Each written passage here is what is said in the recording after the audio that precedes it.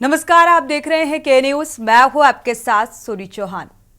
बहनों की सुरक्षा का त्योहार है आज। एक तरफ जो भाई राखी बंधवाता है, रक्षाबंधन का दिन, और ऐसे में सबसे बड़ा सवाल कि आखिर बहनों की सुरक्षा कब।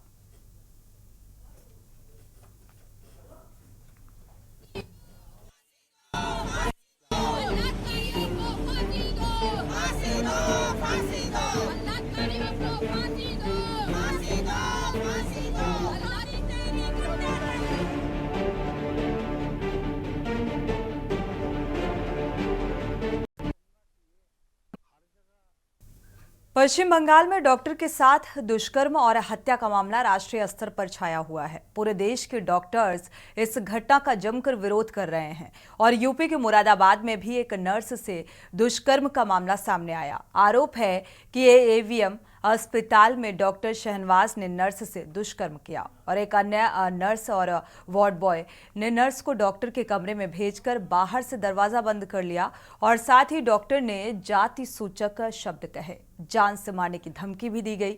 पुलिस ने डॉक्टर को गिरफ्तार कर लिया और पीड़िता का मेडिकल परीक्षण कराया गया। नर्स और वार्ड बॉय को भी हिरासत में लेकर पूछताछ की जा रही है।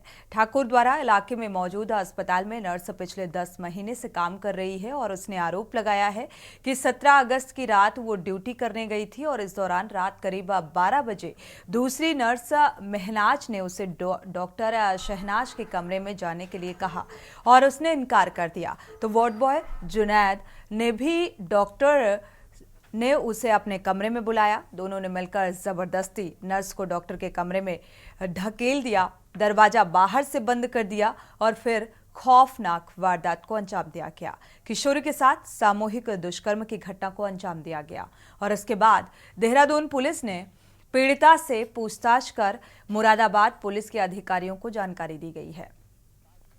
इसके बाद मोंढा पांडे थाने की पुलिस ने परिजनों से संपर्क किया और पीड़िता के पिता ने बताया कि उसकी बेटी 12 दिन पहले ही घर से निकली थी। उसकी मानसिक जो स्थिति है वो ठीक नहीं रहती थी और देहरादून आईएएस बेटी पर खड़ी रोडवेज बस में किशोरी के साथ सामूहिक दुष्कर्म की वारदात को अंजाम देने के बाद उत्तराखंड पुलिस ने तत्काल कार्रवाई शुरू की है।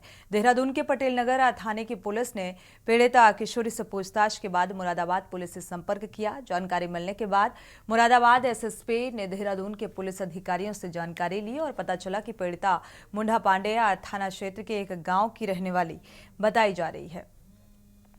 पीड़िता अपने माता पिता के साथ रहती है। उसका बड़ा भाई रामपुर जिले में मजदूरी का काम करता है। आईएएस बेटी पर हुए सामूहिक दुष्कर्म प्रकरण में सीएनजी बस की फोरेंसिक जांच की जाएगी और फोरेंसिक टीम जांच के दौरान बस के जो सबूत हैं वो जुटाने की कोशिश करेगी, लेकिन ये सब कुछ इतना आसान नहीं होगा। दरअसल जिस सीएनजी बस में सामूहिक दुष्कर्म की वारदात हुई, बस घटना के बाद लगातार देहरादून दिल्ली रूट पर चलाई जा रही थी और इस दौरान बस की सफाई भी की गई और इससे साक्ष्यों के प्रभावित होने की भी आशंका है। गौरतलब है कि अब तक की जांच में सामने आया है कि आईएएस बेटी परिसर में 12 अगस्त की रात सीएनजी बस संख्या UK 707 PA 5299 में किशोरी से सामूहिक दुष्कर्म किया गया और CWC के बूथ में पहुंचाया गया किशोरी को और यहां से उसे पुलिस की जर्नल जो डायरी है उसमें सूचना दर्ज कराकर बालिका निकेतन भिजवाया गया। बंगाल में पश्चिम बंगाल के आरजी में भी ऐसी ही घटना सामने आई जिसका आक्रोश अभी थमा नहीं है। लगातार सड़कों में इस घटना को लेकर नाराजगी देखने को मिल रही है। ये 3 तस्वीरें आप टीवी स्क्रीन पर देख पा रहे हैं जहां पर देहरादून में जिस घटना के बारे में आपको बता रहे थे किस तरीके से सामूहिक दुष्कर्म को अंजाम दिया गया। पश्चिम बंगाल की घटना जो कि लगातार अभी जो डॉक्टर्स हैं, रेजिडेंट डॉक्टर्स, वो सड़कों पर उतरकर प्रदर्शन कर रहे हैं इस घटना को लेकर और जस्टिस और निष्पक्ष पारदर्शिता के साथ कार्रवाई की भी मांग की जा रही है। मुरादाबाद से भी ऐसा ही घटनाक्रम सामने आ रहा है।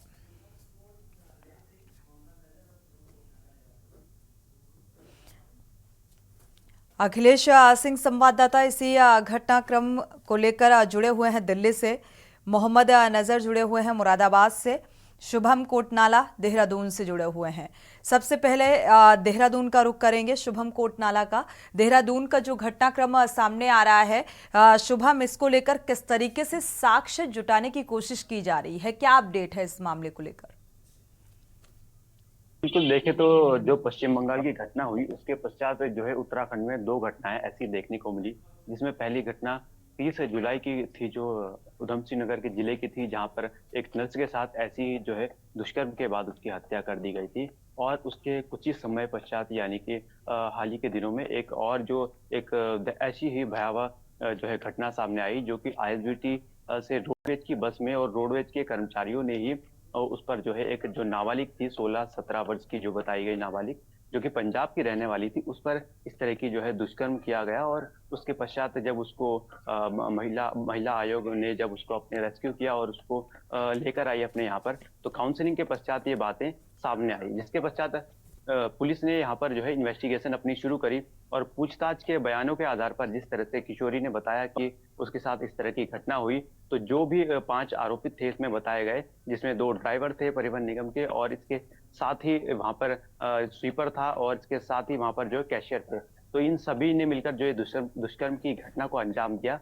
तो इन सभी को जो है पुलिस ने फिर जो है 24 घंटे के भीतर ही यहाँ पर जो है इनको पकड़ कर इनको पूरी तरह से जो ठीक है है। न्यायालय के हवाले कर दिया। और उसके पश्चात जो है इनके खिलाफ साक्ष्य जो हैं वो सामने आ चुके हैं, उसी के आधार पर ये गिरफ्तारी हुई। जी बिल्कुल, यहाँ तो देखिए जो महत्वपूर्ण बात थी वो ये थी कि बच्ची तो फिलहाल जो है रेस्क्यू कर ली गई थी, बच्ची तो वहां से जो है बरामद कर ली गई थी जब वो सहमी हुई थी वहां आईएसबीटी पर। तो उसके पश्चात जब उसको 2-3 दिन तक, क्योंकि बच्ची उस समय काफी ज्यादा डरी हुई थी, और उसके बाद 2-3 दिन तक जो है वहां पर उसको टीम ने अपने यहाँ पर रखा और उसकी काउंसलिंग की गई। 2-3 दिन बाद जब बच्ची थोड़ी नॉर्मल हुई, तो उसके बाद वहां पर उससे पूछताछ की गई। तो पूछताछ में वहां से पता चला कि बच्ची जो है पंजाब की रहने वाली है और वो देहरादून की तरफ आई थी। तो जब देहरादून बस में बैठकर आई, तो वहां पर फिर उसके साथ जो है वहां पर जो ड्राइवर थे उन्होंने, और उसके साथ जो वहां पर ठीक है स्वीपर थे, साथ ही जो शुभम, वापसी करेंगे। एक बार दिल्ली का रुख कर लेते हैं, इसके बाद मुरादाबाद का। दिल्ली से अखिलेश सिंह संवाददाता जुड़े हुए हैं। अखिलेश, आज भाई और बहन के प्रेम का दिन कहा जाए, रक्षाबंधन का त्योहार, और इस दिन भी इस बात को लेकर चर्चा कर रहे हैं कि आखिर बहनों की रक्षा कब होगी, कब ये वारदातें थमेंगी, आखिर क्यों इस तरीके की वारदातों को बढ़ावा मिल रहा है? देखिए, पश्चिम बंगाल हो, उत्तर प्रदेश हो, बिहार हो, उत्तराखंड हो, सब जगह इस तरह की घटनाएं सामने आ रहे हैं। और लगातार इन घटनाओं से किसी प्रदेश और जिला ही नहीं, पूरा देश शर्मसार होता है। इन घटनाओं से लेकर हर तरह की जनता में रोष व्याप्त है, और जिससे जो जुड़ा समाज होता है और सामाजिक संगठन होते हैं, सब इस चीज को लेकर सड़क पर उतरते हैं और लगातार इन घटनाओं के विरोध में अपनी नाराजगी भी जताते हैं। जिस तरह से अगर देखा जाए, पश्चिम बंगाल की घटना को लेकर रेजिडेंट डॉक्टर्स दिल्ली में लगातार धरना प्रदर्शन कर रहे हैं और विरोध कर रहे हैं। उसके बाद केंद्रीय स्वास्थ्य मंत्रालय भारत सरकार से लगातार मांग कर रहे हैं कि केंद्रीय सुरक्षा अधिनियम एक डॉक्टर्स के लिए, खासकर हेल्थ वर्कर्स के लिए लाया जाए, ताकि आगामी दिनों में किसी भी हेल्थ वर्कर के साथ अगर कोई इस तरह की घटना होती है, तो इस घटना में उनके साथ उन आरोपियों के खिलाफ कठोर से कठोर कार्रवाई की जा सके जो जो जिस लायक उनके साथ घटना होती है। लेकिन अभी तक केंद्र सरकार के तरफ से ऐसा कोई भी कदम नहीं उठाया गया है जो कि हेल्थ वर्कर्स को इसमें राहत मिलती।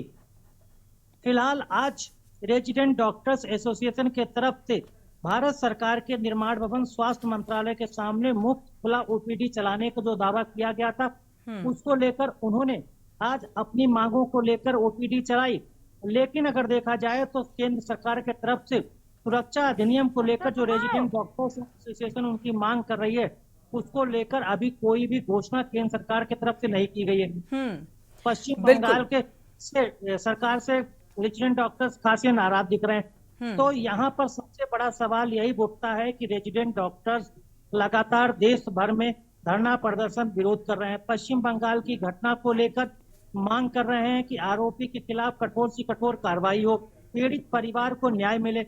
भविष्य में ऐसी घटनाएं को कोई भी कारित करने की अपने अंदर मंशा न लाए, इसलिए सुरक्षा अधिनियम अगर लाया जाता है तो उससे लोगों के अंदर भय पैदा होगा, डर पैदा होगा, ताकि ऐसी घटनाओं को घटित करने से पहले उसके बाद अगर दिमाग में सोचते में तो डर लगे कि अगर हम ऐसा करते हैं तो हमारे खिलाफ कठोर कार्रवाई होगी। तो बिल्कुल इस तरह अखिलेश, के आगे आपसे जानेंगे कि आखिर ये किस तरीके से ये प्रदर्शन आगे और बढ़ जाएगा, इसको लेकर आगे रेजिडेंट डॉक्टर्स की क्या कुछ रणनीति है इस प्रदर्शन को लेकर, क्योंकि अभी भी चाहे पश्चिम बंगाल सरकार का जिक्र किया जाए, वहां से किसी भी तरीके का कोई आश्वासन नहीं है और कार्यशैली से खासी नाराजगी देखने को मिल रही है। देखा जाए हर जगह से प्रदर्शन की तस्वीरें सामने आ रही हैं इस घटनाक्रम को लेकर, नाराजगी चरम पर है, लेकिन जो सरकार है, सरकार की तरफ से कोई भी किसी भी तरीके का अभी तक आश्वासन निकलकर सामने नहीं आया है। मोहम्मद नजर भी हमारे साथ जुड़े हुए हैं मुरादाबाद से। मोहम्मद नजर, अगर देखा जाए रेप की वारदातें लगातार बढ़ती जा रही हैं, प्रशासनिक कार्यशैली, कानून व्यवस्था को लेकर भी इसीलिए सवाल उठते हैं कि कानून व्यवस्था लचर है, जिसका सरकार दावा करती है कि चुस्त दुरुस्त कानून व्यवस्था है, और इसके बावजूद भी ऐसी आपराधिक घटनाएं थमने का नाम नहीं ले रही। लगातार समाज सेवी और मुरादाबाद के डॉक्टर लगातार प्रदर्शन कर रहे थे। इसी बीच में ठाकुर द्वारा का नया मामला जो सामने आया, जो आरोप लगाया युवती ने 3 लोगों पर आरोप लगाया है और पूरा मामला ठाकुर द्वारा के एमपी हॉस्पिटल का है, जहां डॉक्टर शनावाज और 2 उनके सहयोगी, एक नर्स और एक बेड बॉय जो वहां पे थे, उन लोगों पर आरोप लगाया।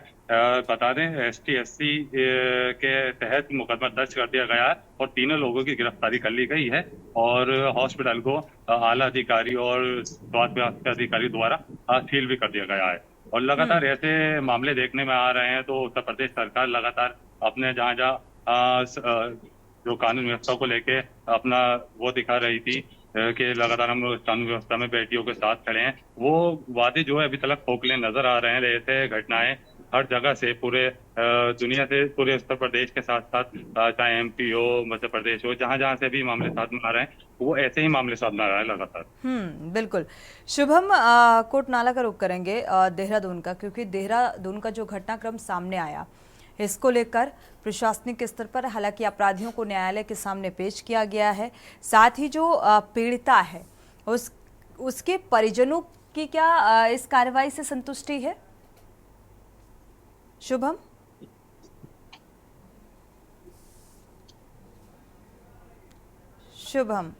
अनम्यूट करिएगा शुभम। बाकी और भी जो संवाददाता है, सामाजिक कार्यकर्ता भी हमारे साथ जुड़ चुके हैं। नाहिद अकील जी, स्वागत है आपका इस चर्चा में शामिल होने के लिए। ममता तिवारी जी हैं, कांग्रेस प्रवक्ता, आपका भी बहुत बहुत स्वागत है इस चर्चा में जुड़ने के लिए।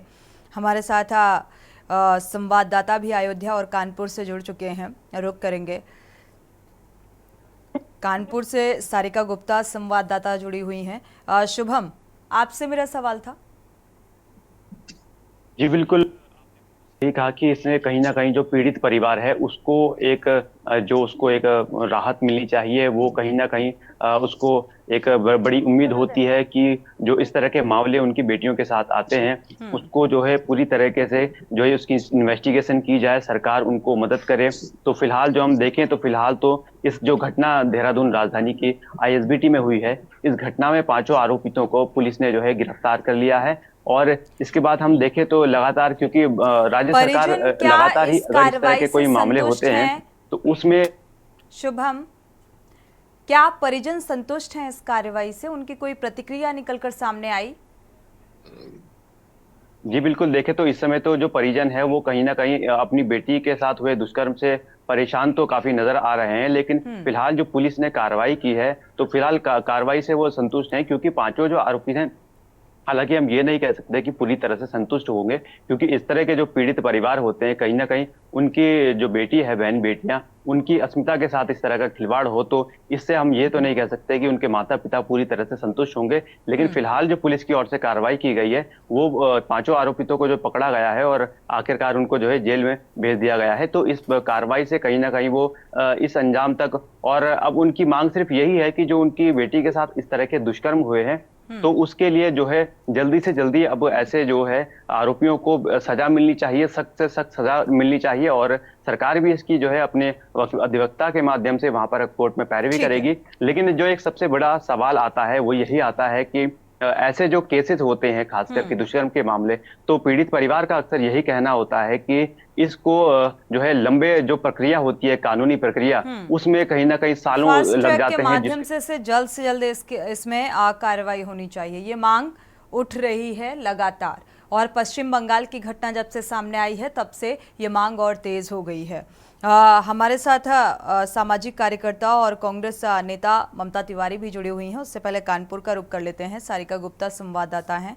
सारिका, अगर कानपुर में देखा जाए पश्चिम बंगाल की घटना को लेकर क्या किस तरीके की तस्वीरें सामने आई? आक्रोश चरम पर है, क्या मेडिकल जो व्यवस्थाएं हैं वो किस तरीके से प्रभावित हुई?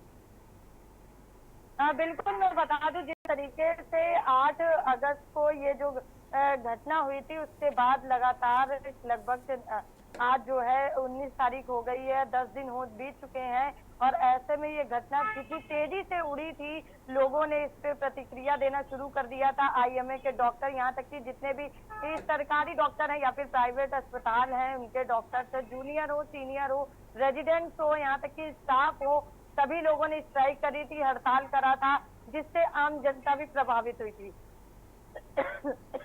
माफ करें, लेकिन कानपुर में भी ये नजारा देखने को मिला था। हड़ताल हुई, ओपीडी बंद करी गई, उसके बावजूद भी इमरजेंसी सेवाओं को सुचारू रूप से संचालित किया गया ताकि आम जनता को कोई समस्या ना हो। ओपीडी जो सुविधा है क्या वो सुचारू है इस विरोध के दौरान?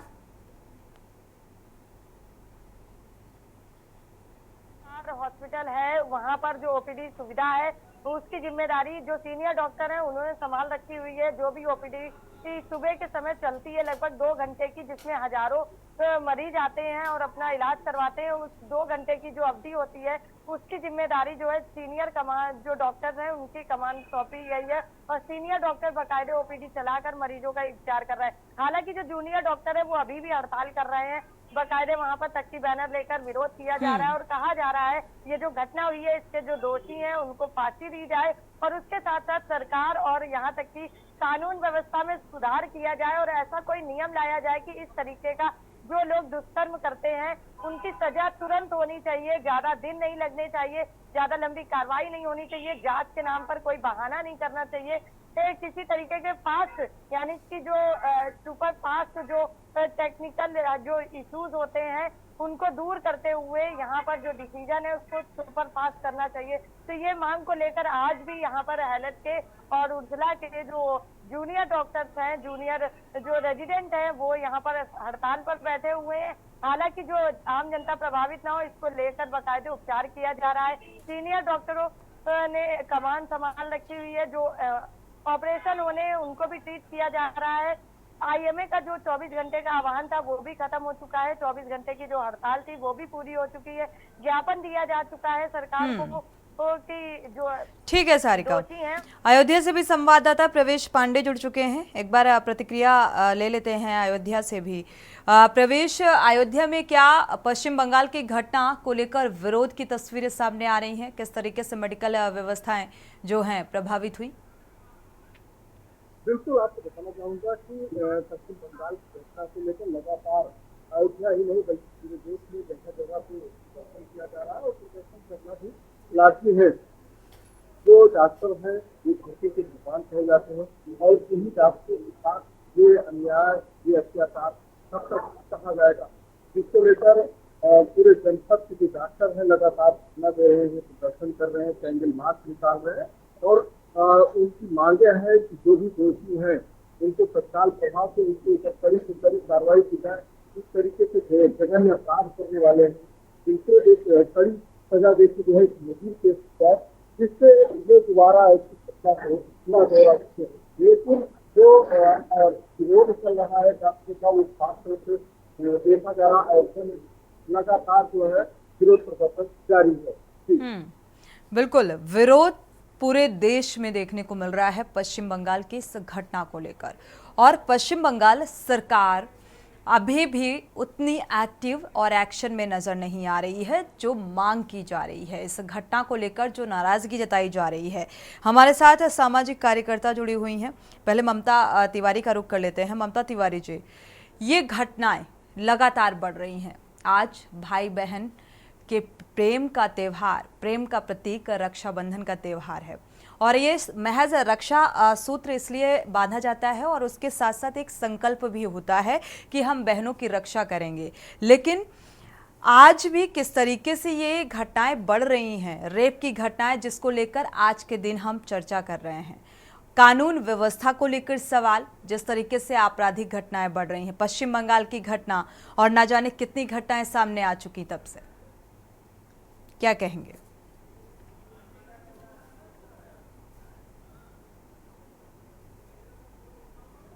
अनम्यूट करिएगा ममता जी।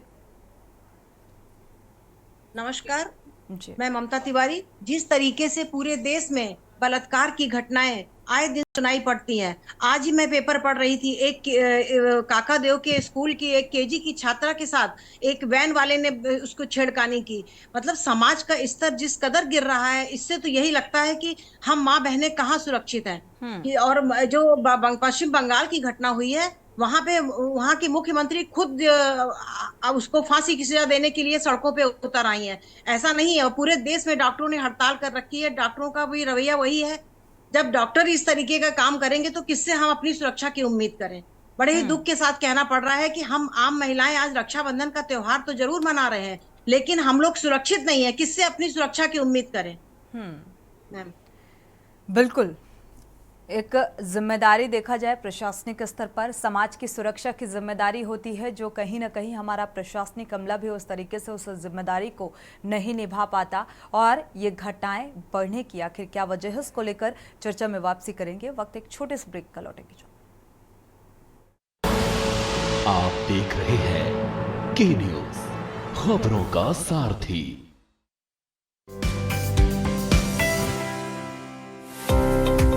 योगी सरकार ट्रेड फेयर के आयोजन से उद्यम और उद्यमियों को प्रोत्साहित कर रही है। प्रदेश में इंटरनेशनल ट्रेड फेयर एक के बाद अब दूसरे संस्करण का आयोजन होने जा रहा है। उत्तर प्रदेश अंतर्राष्ट्रीय व्यापार प्रदर्शनी के दूसरे संस्करण के आयोजन के लिए 25 से 29 सितंबर तक ग्रेटर नोएडा में अंतर्राष्ट्रीय ट्रेड फेयर के आयोजन को आयोजित कर रही है। इंटरनेशनल ट्रेड फेयर के आयोजन ने जागृति दुबे जैसे नए उद्यमियों के लिए नए द्वार खोल दिए हैं। UPITF में जब मैं गई तो मुझे वहाँ पर नए नए व्यापारियों से मिलने का मौका मिला और साथ में लोगों ने हमारे जो प्रोडक्ट हैं फ्यूजन वेयर के, उनको काफ़ी पसंद किया, जिसकी वजह से मुझे अपने व्यापार में बहुत ज़्यादा ग्रोथ मिली वहाँ से आने के बाद। प्रदेश में ट्रेड फेयर का आयोजन सीएम योगी के उद्यम विकास सोच का परिणाम है, जिससे नए स्टार्टअप को फायदा मिल रहा है और तो और रोजगार के ढेरों अवसर सृजित हो रहे हैं।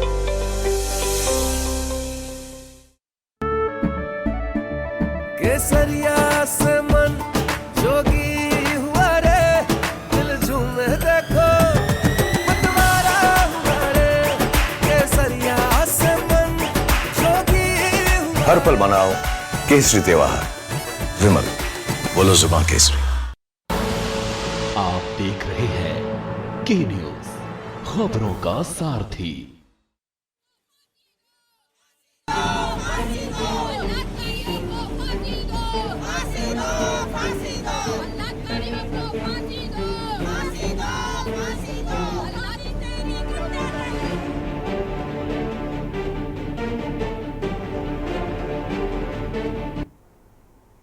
ब्रेक से वापस आ रहे हैं, चर्चा कर रहे हैं कि आखिर बहनों को कब मिलेगी सुरक्षा, और इसी को लेकर खास मेहमान भी जुड़े हुए हैं। नाहिद अकील जी का रुख करेंगे, सामाजिक कार्यकर्ता हमारे साथ जुड़ी हुई हैं। नाहिद जी, सामाजिक स्तर गिरने की आखिर क्या वजह है, सोच में क्या बदलाव है कि ये रेप की घटनाएं इतनी बढ़ती जा रही हैं?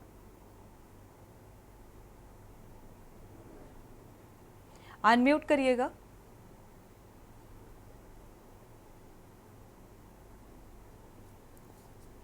आवाज आ रही है आपको? जी, सुन पा रहे हैं। मैं ये कह रही हूँ कि रेप की घटनाएं हर दिन लगातार हो रही है। एक घटना कोई बर्निंग हो जाती है, जैसे कलकत्ता में हुई है, उसके बाद फिर लगातार सीरीज सुनाई देने लगती है।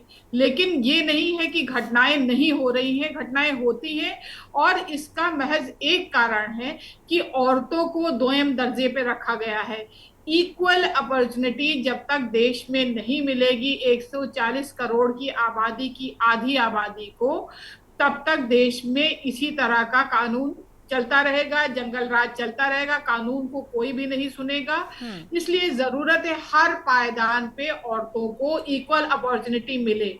ना तो वो निर्णय लेने की कंडीशन में है, ना तो पुलिस मुहकमे में है, ना तो सेल्फ डिफेंस में वो कैसे अपना करें, ना तो आप जजेस देख लीजिए कितनी महिला जजेस हैं। तो देश में इक्वल अपॉर्चुनिटी जब तक सबको नहीं मिलेगी, महिलाओं की दुर्दशा इसी तरह से रहेगी। सरकार तो इक्वालिटी की बात करती है नाहिद जी। भाई डेवलपमेंट का क्या मतलब है? कंक्रीट का जंगल आप बनाकर बड़ी बड़ी बिल्डिंग बनाने से डेवलपमेंट होता है कि मानसिक संतुलन बेहतर हो उसको डेवलपमेंट कहते हैं? जिस देश में अगर औरतों और आदमियों के बीच में इतना भेदभाव होगा, उसको कहीं ना पढ़ने की जगह सुरक्षा है, ना हॉस्पिटल में सुरक्षा। कहते हैं भगवान के बाद डॉक्टरों का दर्जा होता है जो सबको जीवन दान देता। उस लड़की के साथ जिस बर्बरता के साथ ये घिनौना काम किया गया है, जो आज हमारे बीच नहीं है, तो हम कैसे हर केस के बाद हम लोग चैनल पे बैठते हैं, अफसोस जाहिर करते हैं, सरकार से मांग करते हैं और बैठ जाते हैं, कहते हैं कड़ा सा कड़ा कानून लाओ। कड़ा सा कड़ा कानून लाने से परिवर्तन नहीं आता है। पुलिस के इकबाल से कानून आता है, इक्वल अपॉर्चुनिटी से कानून आता है, लोगों का जो नैतिकता गिरती जा रही है उस पे कंट्रोल करने से कानून आता। आज आप देख लीजिए देश में जिस तरह से YouTube पर नंगा नाच हो रहा है, क्या हमारी सरकार के पास कोई कंट्रोल है? कि क्या अभी आप अगर किसी धरना प्रदर्शन की फोटो फेसबुक पे डाल दीजिए तो फेसबुक में तुरंत एरर आ जाता है कि ये तो वायलेंट पिक्चर नहीं दिखा सकते। तो जो अश्लीलता परोसी जा रही है उस पे क्यों नहीं मैकेनिज्म है कि वो रोक दी जाए? सोशल मीडिया को आप जिम्मेदार मानती हैं? सोशल मीडिया भी है, सरकार भी है। सरकार कंट्रोलिंग पावर है, सरकार क्यों नहीं उस पे लगाम लगा रही है?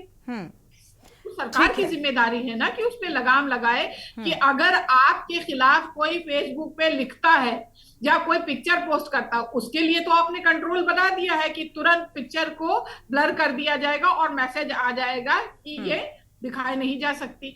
तो अगर जिस तरह की अश्लीलता हमारे घरों में, आप सोफे पे बैठे, चारों तरफ आपके बच्चे बैठे, आप बैठे, सबके हाथ में मोबाइल, आपको नहीं पता कि उस दौरान आपका बच्चा क्या देख रहा है, तो ये किसकी जिम्मेदारी? ये सरकार की जिम्मेदारी नहीं है। पार्लियामेंट में बैठकर अश्लील पिक्चर देखी जा रही है जो जनप्रतिनिधि चुन करके जा रहे हैं, ये किसकी जिम्मेदारी? हम किसको चुन रहे हैं, कितनों को चुन रहे हैं, पार्लियामेंट में कितनी भागीदारी हमारी है, असेंबली में कितनी भागीदारी महिलाओं की है? 33% रिजर्वेशन की बात आपने किया और आपने जाके खूंटी पे टांग दिया खाली औरतों को प्रलोभन देने के लिए। औरत प्रलोभन की चीज है, संस्कृति की नाम आएगी तो उसके कपड़े नापने लगेंगे आप। अगर किसी लड़की के साथ होता है तो सवाल उस पे होगा कि वो रात में क्यों गई। अब रात में डॉक्टर ऑन ड्यूटी थी, आपने क्या? इसी बीच एक दर्शक है, उनकी राय साझा कर लेते हैं। कुरुक्षेत्र से चंद्र प्रकाश जी जुड़े हुए हैं। चंद्र प्रकाश जी, स्वागत है आपका, अपनी राय रख सकते हैं इस मसले पर। मैं ये कहना चाहता हूँ कि राजनेताओं के ऊपर सबसे पहले अंकुश लगना चाहिए। दिग्विजय सिंह जी ने क्या बयान दिया था? उन्होंने जो नटराजन थी MP, महिला MP, उनके सिर के ऊपर हाथ रख के कहा था कि मैं राजनीति का बहुत बड़ा जोरी हूँ। अक्षरशः शब्द बोल रहा हूँ मैं, जो उन्होंने कहे थे कि मैं राजनीति का बहुत बड़ा जोरी हूँ और कई वर्षों से राजनीति में हूँ। ये 100 टन का माल है, मैं गारंटी देता हूँ। आप ये बताइए किस प्रकार महिला के आप अपमान नहीं कर रहे? राहुल गांधी क्या कहते हैं? लड़कियां को आप जो है आप तिलक लगा करके जाते हैं और बसों में बैठ करके फिर यही लड़के लड़कियों को छेड़ते हैं। हिंदू समाज में जो बहन कह दिया तो वो मरते दम तक बहन ही रहती है।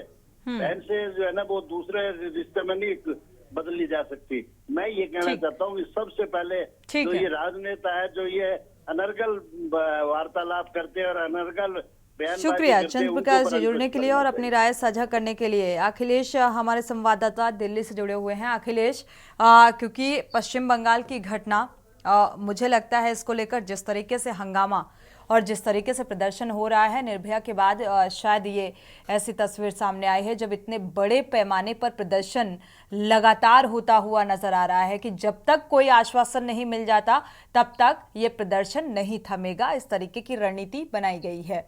इससे ये कहा जा रहा था कि ये प्रदर्शन जो है आगे की रणनीति तय होगी। ओपीडी सेवाएं भी अभी पिछले 24 घंटे के लिए बंद की गई थी, फिर से सुचारू की गई। आगे की कुछ रणनीति पता चली क्या है इस मामले को लेकर, प्रदर्शन को लेकर? अखिलेश अनम्यूट कर लीजिए। देखिए, आपको बताते हैं कि कोलकाता के राधा गोविंदकर मेडिकल कॉलेज और हॉस्पिटल की जो घटना है, रेजिडेंट डॉक्टर के साथ हुई हैवानियत की घटना के बाद रेजिडेंट डॉक्टर्स का सीधा केंद्र सरकार से मांग है कि वो हेल्थ वर्कर्स के लिए सुरक्षा अधिनियम लाएं। लेकिन राजनीति सभी के द्वारा की जा रही है। इसमें अगर सीधा सा तौर देखा जाए, अगर भाजपा की तरफ से, केंद्र सरकार की तरफ से देखा जाए, जो भारतीय जनता पार्टी पश्चिम बंगाल की घटना के बारे में सबसे ज्यादा हो हल्ला मचा के रखा हुआ है। सारे विपक्षी दलों ने इस घटना की निंदा की है। वहां की टीएमसी ने भी निंदा की है, मुख्यमंत्री ममता बनर्जी ने भी निंदा की है। तो हर राजनीतिक दल या समाज से जुड़ा हुआ कोई भी इंसान है, हर मानव जाति का हर व्यक्ति इस घटना की निंदा करता है और इसमें कड़ी से कड़ी कार्रवाई करने की मांग करता है। साथ ही साथ पीड़ित परिवार को न्याय दिलाने और आरोपी के खिलाफ कठोर से कठोर कार्रवाई करने की मांग की जा रही। रेजिडेंट डॉक्टर्स लगातार हड़ताल पर हैं। उनकी रणनीति यही है कि सुरक्षा अधिनियम लाया जाए, पीड़ित परिवार को न्याय दिलाया जाए और आरोपी के खिलाफ कठोर से कठोर कार्रवाई की जाए। लेकिन सबसे बड़ा सवाल यही उठता है कि जब भारतीय जनता पार्टी और उसके सहयोगी दल पश्चिम बंगाल की घटना को लेकर जितना शोर शराबा हो हल्ला मचा रहे हैं, उतनी कार्रवाई करते नजर नहीं आते। क्योंकि जब रेजिडेंट डॉक्टर्स लगातार मांग कर रहे हैं कि केंद्र सरकार यानी भारत सरकार को सुरक्षा अधिनियम लाना चाहिए, उसका नोटिफिकेशन जारी करना चाहिए, साथ ही साथ रेजिडेंट डॉक्टर्स वेलफेयर एसोसिएशन को आश्वासन देना चाहिए कि वो सुरक्षा अधिनियम लाएंगे, हेल्थ वर्कर के लिए सुरक्षा की व्यवस्था करेंगे, उसके लिए नई गाइडलाइंस तैयार करेंगे। अखिलेश, भारतीय जनता पार्टी अगर देखा जाए सवाल पश्चिम बंगाल की सरकार को लेकर और उसकी कार्यशैली को लेकर तो उठा रही है, लेकिन यहाँ भी तो वो किसी भी तरीके का आश्वासन नहीं दिया गया और शायद इसीलिए प्रदर्शन की तस्वीरें लगातार सामने आ रही है कि भाई आप क्या कर रहे हो, आप क्यों इस तरीके से कान और आंख और नाक बंद करके बैठे हुए हो। ऐसे मसले पर आखिर लगातार ये मांग की जा रही है कि सुरक्षा कानून पारित होना चाहिए और इसे लागू करने की भी मांग जोर शोर से उठाई जा रही है। बावजूद इसके तस्वीरें अभी भी प्रदर्शन के सामने आ रही हैं क्योंकि आश्वासन अभी तक मिला नहीं है। हमारे साथ मुरादाबाद से मोहम्मद नजर और शुभम कोटनाला भी जुड़े हुए हैं, कानपुर से सारिका भी जुड़ी हुई हैं। एक बार शुभम कोटनाला का रुख कर लेते हैं देहरादून की घटना को लेकर। शुभम, एक तो पश्चिम बंगाल का जो घटनाक्रम सामने आया उसको लेकर क्या देहरादून में भी असर देखने को मिल रहा है? प्रदर्शन की तस्वीरें सामने आ रही हैं, साथ ही ये देहरादून की जो घटना सामने आई इसको लेकर जो कानूनी प्रक्रिया है किस तरीके से, अनम्यूट करिएगा।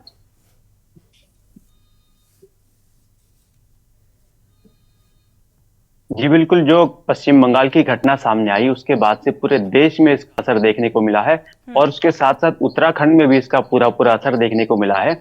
हम बात करें राजधानी देहरादून की तो यहाँ के दून मेडिकल कॉलेज अस्पताल में रेसिडेंट डॉक्टर ने तब से धरने पर बैठी हुई हैं और लगातार इस बात की मांग की जा रही है कि वहां पर जो है उनको सख्त से सख्त आरोपियों को सजा दी जाए और साथ ही साथ उनकी सुरक्षा संबंधी जो है एक कानून बनाया जाए जिससे उनकी सुरक्षा हो सके, कॉलेज के आसपास सुरक्षा हो, उनके बाकी जो अन्य तमाम तरह की चीजें हैं उनके साथ सुरक्षा का एक माहौल जो उनको अनसिक्योर फिलहाल इस समय फील करवा रहा है उसको पूरी तरह से सुरक्षा के पुख्ता इंतजाम किए जाए। इस तरह की बातें वहां पे लगातार जो है वहां धरने पर बैठे वहां रेसिडेंट डॉक्टर कर रहे हैं। और क्योंकि इसके बाद लगातार 2 घटनाएं आ चुकी है इसी तरह की, जिसमें एक नर्स के साथ इस तरह की घटना हुई और एक नाबालिग के साथ भी इस तरह की घटना हुई, तो उसको लेकर भी जो है एक जो आक्रोश था वो कहीं ना कहीं और ज्यादा बढ़ता हुआ नजर आया कि लगातार प्रदर्शन के बावजूद और लगातार सरकार से ये मांग करने के बावजूद भी इस पे सरकार की ओर से फिलहाल कोई कदम तो नहीं उठाया गया, लेकिन इस तरह की घटनाएं और ज्यादा प्रदेश में देखने को मिली है। आखिर तो इससे खास सरकार को किस बात का इंतजार है,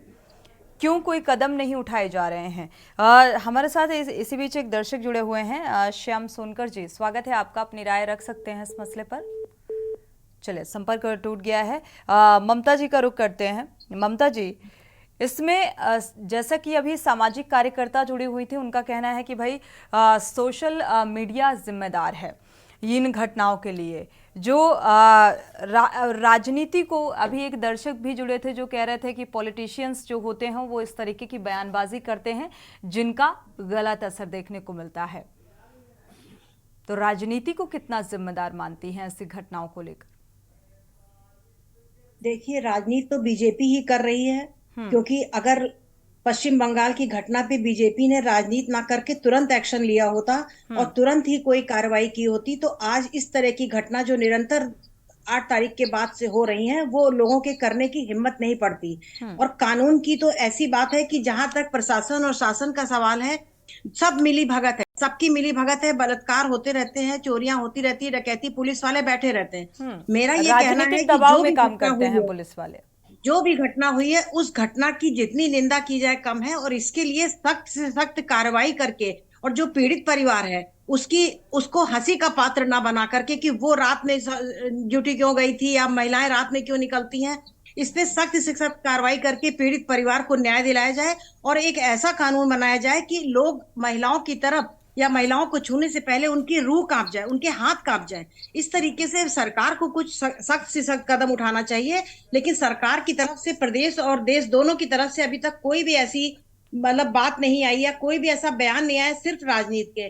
तो राजनीति से तो कुछ भी नहीं होने वाला है। बेटी बचाओ बेटी पढ़ाओ का नारा देने वाले आज बेटी पटाओ को जो बात करते हैं कि बेटियों की किस तरीके से बेटियों की बेइज्जत किया जा रहा है, छोटे छोटे बच्चों की इज्जत के साथ खिलवाड़ किया जा रहा है। तो मेरा तो यही कहना है कि इसमें सख्त राजनीति ना करके सख्त कार्रवाई करके और पीड़िता को न्याय दिलाया जाए।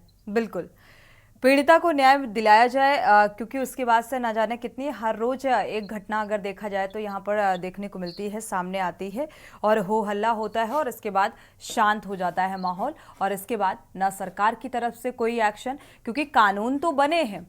निर्भया कांड के बाद जो घटनाक्रम सामने आया, उसके बाद कानून बना, फास्ट ट्रैक कोर्ट का जिक्र करें, चाहे पॉक्सो एक्ट का जिक्र करें, लेकिन जमीनी स्तर पर किस तरीके से इन कानूनों का पालन किया जाता है या कार्रवाई की जाती है, क्योंकि अपराधी जो होते हैं वो अंदर जाते हैं और कब बाहर निकल आते हैं पता ही नहीं चलता। और हमारे साथ नाहिद अकील जी भी जुड़ी हुई हैं। उससे पहले मोहम्मद नज़र का एक बार रुख कर लेते हैं। मोहम्मद नज़र, अगर देखा जाए मुरादाबाद में जो स्वास्थ्य सेवाएं हैं, मेडिकल सुविधाएं हैं, वो किस हद तक प्रभावित हुई? पश्चिम बंगाल की घटना को लेकर जो प्रदर्शन किया गया, क्या मरीजों को दिक्कतों का सामना करना पड़ा? ओपीडी सुचारू है?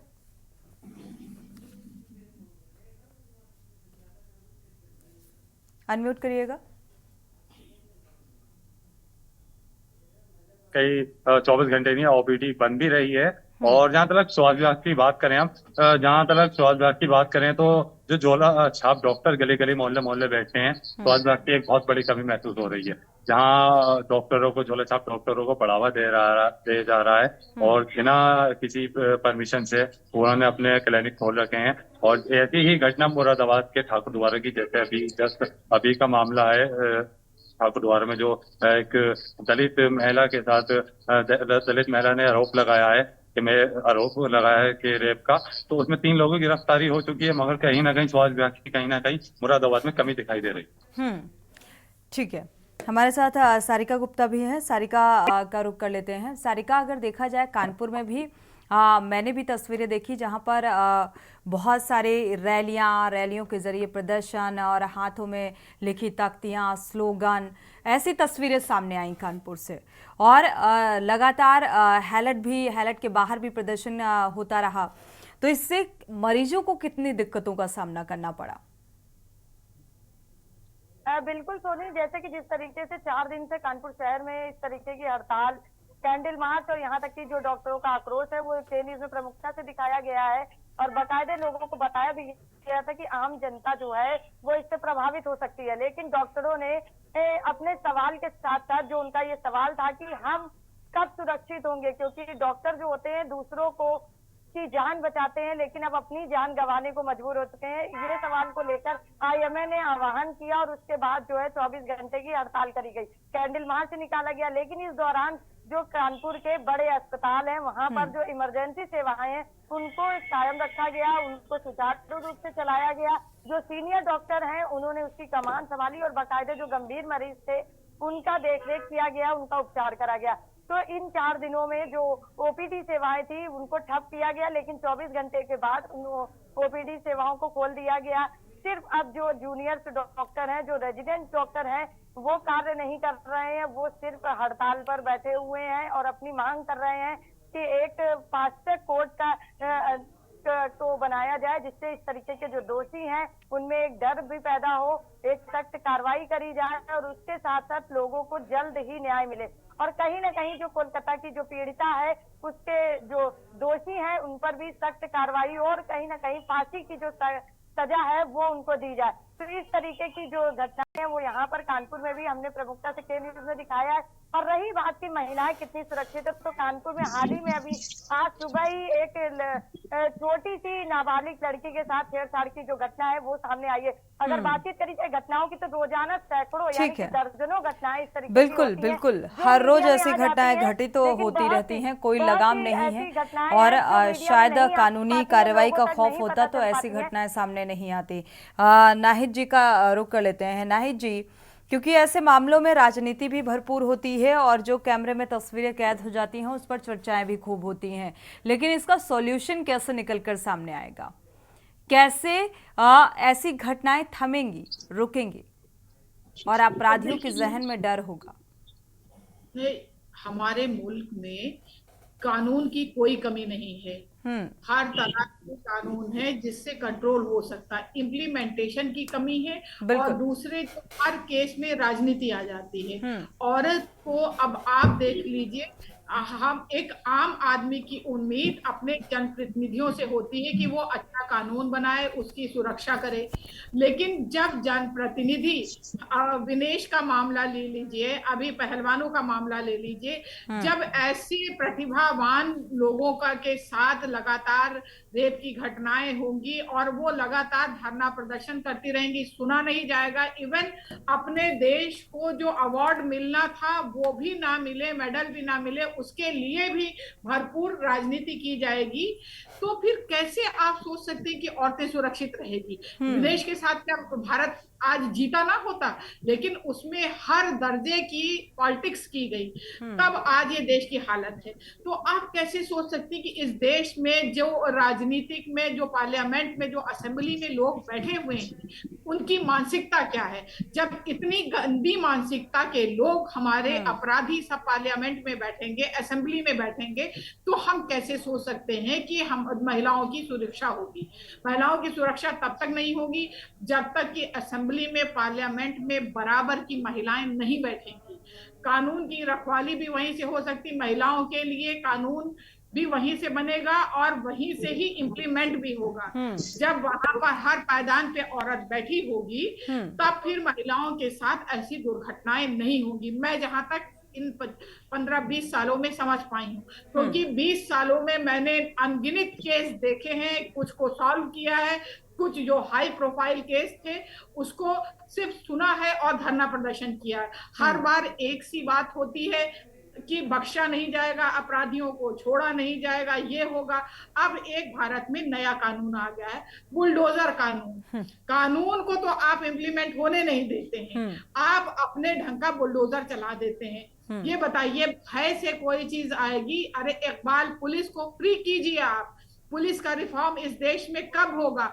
आज नेताओं की कठपुतली बने पुलिस टहलते हैं, पुलिस को कौन सी कार्रवाई करता है? जब देखता कि पक्ष विपक्ष से किसी एक महिला के केस में बयानबाजी होने लगती, पुलिस फिर जागरूक हो जाती। शुरुआती दौर में कलकत्ता में क्या बयान आए थे पुलिस के? ये तो साधारण मौत है, ये तो आत्महत्या है। अगर वहां के रेजिडेंट डॉक्टर स्ट्राइक नहीं करते तो तमाम ऐसी महिलाएं जो मार के फेंक दी जाती हैं रेप करके, बिल्कुल, वैसी ये शिकायत सारे को तथ्य भी है नाहिद जी, और इसके साथ साथ एक जो सेल्फ डिफेंस वाला मुझे लगता है तरीका है, उसको लेकर भी थोड़ा सा भी जागरूकता की कमी है मुझे लगता है।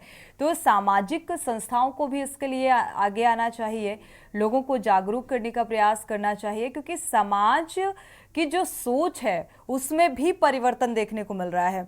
एक बार ममता जी का रुख करेंगे, क्योंकि ममता जी, ऐसे मामलों में राजनीति तो बेहद होती है और राजनीतिक दबाव में प्रशासनिक अमला काम करता है, क्योंकि जिसकी सत्ता होती है और उसी आधार पर प्रशासनिक अमला कार्य करता है।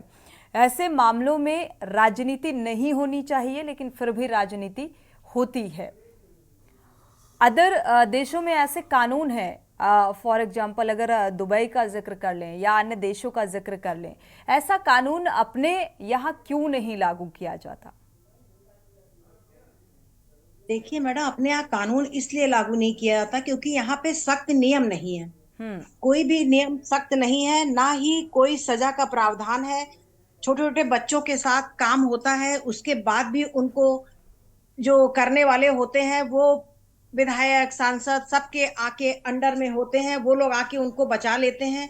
इसलिए मेरा तो ये कहना है कि राजनीति तो होगी, क्योंकि इसमें राजनीति में सत्ता में ही बैठे लोग हैं या पक्ष विपक्ष कोई भी हो, नेताओं के लोग ही हैं जो इस तरीके की, जब तक नेताओं का संरक्षण उनको रहेगा तब तक वो लोग, कोई भी किसी को भी न्याय नहीं मिल सकता है।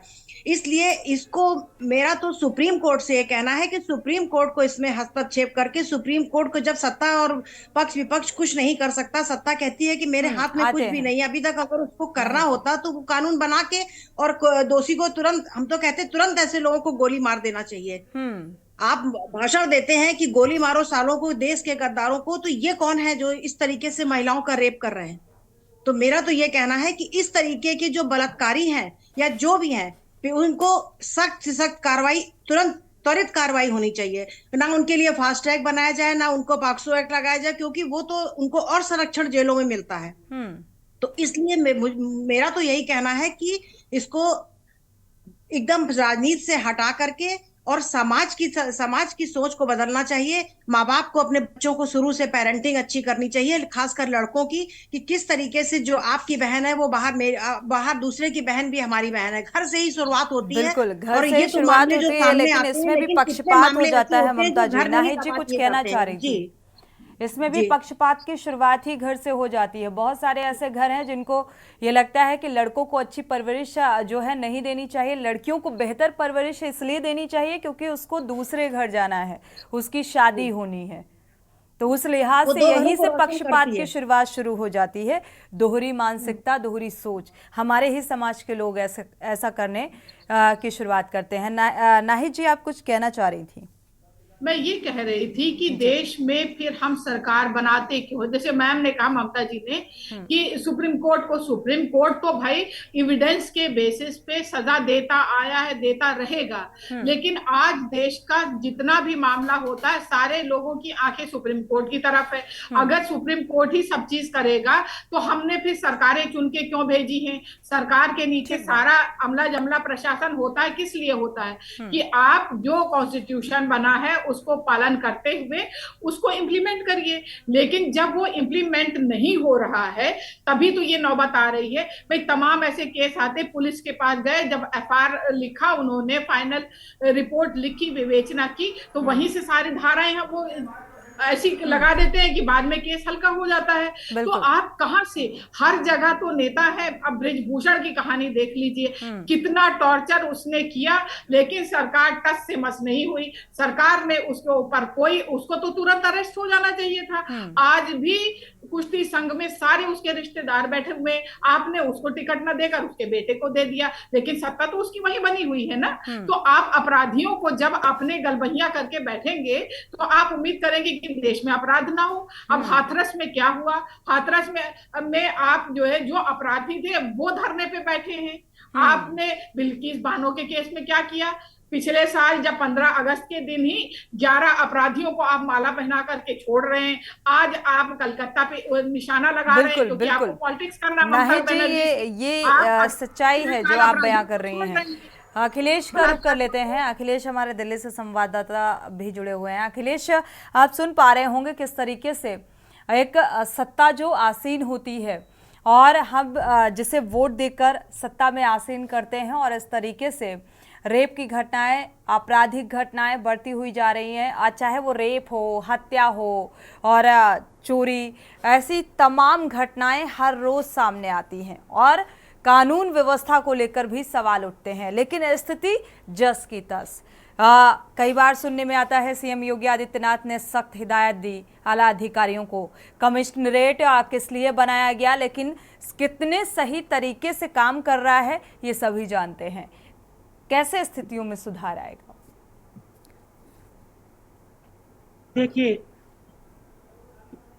देखिए आपको बता दें कि रेप की घटनाएं और इस तरह की महिलाओं के साथ होने वाली हैवानियत घटनाओं के लिए कहीं न कहीं समाज भी जिम्मेदार है और ऐसे लोग भी जिम्मेदार हैं जिनकी मानसिक विचार वो ठीक नहीं है, वो भी लोग जिम्मेदार है। दूसरा सबसे बड़ा ये भी इसको प्रभाव कहा जा सकता है कि इस तरह की जब भी घटनाएं आती हैं तो कुछ समय तो इनकी चर्चा होती है, सामाजिक संगठनों में चर्चा होती है, जमीनी हकीकत पर चर्चा होती है, सरकार भी चर्चा करती है, सत्ता पक्ष विपक्ष दोनों बोलते हैं, लेकिन कुछ दिनों के बाद हर कोई शांत हो जाता है और इन चीजों पर पर्दा डाल दिया जाता है। सवाल यही उठता है कि अगर एक बार ऐसी कोई घटना सामने आती है तो उस घटना को लेकर सरकार कठोर कदम क्यों नहीं उठाती?